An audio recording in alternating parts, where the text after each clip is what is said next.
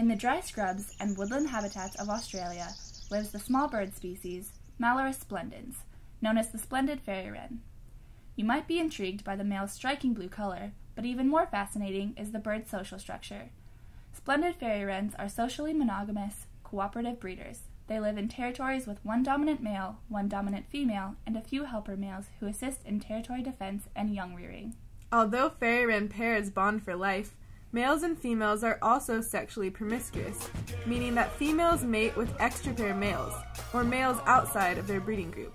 A significant amount of male splendid fairy-wren's offspring are sired outside of the breeding group, so males spend a large amount of time displaying to extra-pair females. Visual displays are often accompanied by songs. Like other songbirds, fairy-wrens produce song using a vocal organ called the syrinx. The most common fairy-wren song is known as the Type 1 song. Both females and males sing Type 1 songs, which are understood to be involved in both territorial defense and mate selection. But here we will focus on the Type 2 song, the function of which is more of a mystery. Unlike the splendid fairy-wren's primary song, the Type 2 call is sung almost exclusively by males. The call is a fast trill that declines in amplitude as it declines in frequency, from about 4.6 to 2.5 kHz, and lasts about 1.5 seconds. Males sometimes add Type 2 songs on the end of Type 1 songs, or sing the Type 2 songs on its own. But the behavior that has really captured the attention of scientists is the male fairy-wren's daring use of the Type 2 call in the presence of predators. Male fairy-wrens often give their Type 2 trills immediately after hearing the call of an avian predator, especially that of the butcherbird, a vicious predator of both adult fairy-wrens and their nests. Why on earth would a male fairy-wren draw attention to itself in the presence of a dangerous predator? To get the girl, obviously. This is the current hypothesis of scientists studying the splendid fairy-wren. The male fairy-wren is taking advantage of the female's heightened state of awareness to grab her attention with the Type 2 song. Theoretically, this behavior could lead to higher mating success in these daring males. Although this is still a working theory, recent studies have provided evidence supporting this hypothesis.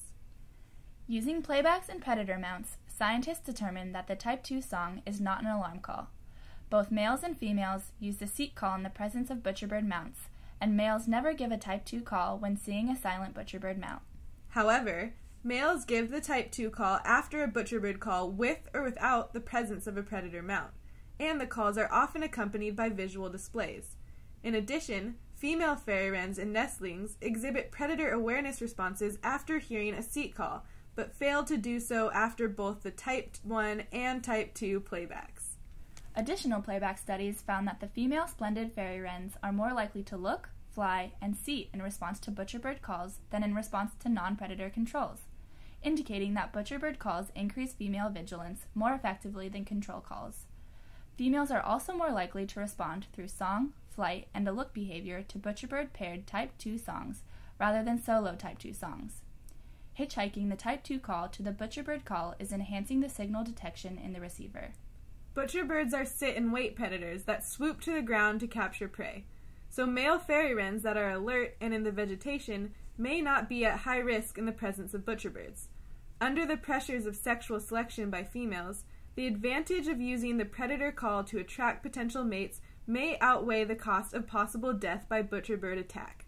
But, in order to truly understand if hitchhiking a Type 2 song to a butcherbird call has sexual motivations, scientists will have to show that the males that hitchhike the Type 2 call have higher extra-pair mating success. Another looming question is whether or not the male splendid fairy-wren's response to the butcherbird is innate or learned. A male splendid fairy-wren learns its Type 1 and Type 2 songs from its social father, which is the father in the brood that raised it and is not necessarily its biological father. Is hitchhiking behavior also learned? For birds 1 year and up, age does not influence the likelihood of calling after the butcherbird. However, in order to conclusively eliminate behavior learning as a possibility, scientists would have to rear a bird in a predator-free environment and observe if the bird still exhibited the hitchhiking behavior. Much remains to be studied regarding the male splendid fairy-wren's Type 2 call, but for now it seems like flirting with butcherbird danger can help get much-needed attention from the ladies. Dangerous.